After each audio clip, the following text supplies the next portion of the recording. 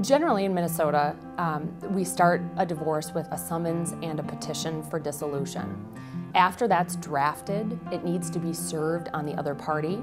We can do that in one of two ways. One is the traditional method of service, where they send a process server out to somebody's house and present them with the papers.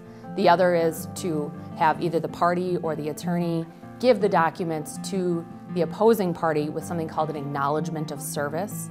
And that party signs the acknowledgement of service, basically saying, I've received these documents. And at that point in time, the divorce is in process. Usually we file the summons and petition with the county where one of the two parties resides.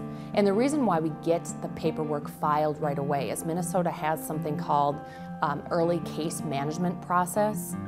And what that's designed to do is to get parties into court, to get parties together sooner in the process rather than later.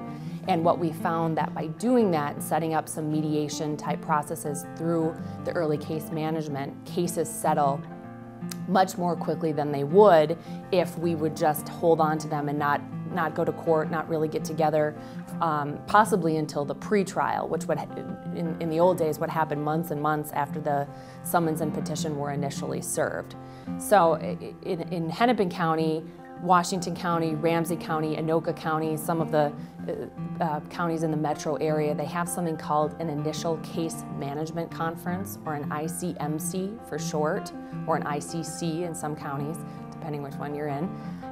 You go to that initial conference with the court, and at that point in time you discuss a roadmap for divorce, how your case is going to progress through the system.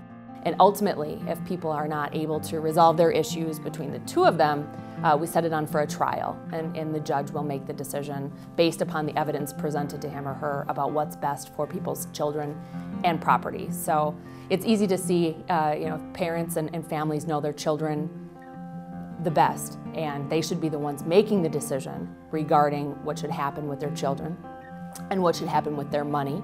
But in the event that they are unable to do that, the court system is set up to make that decision for the parties.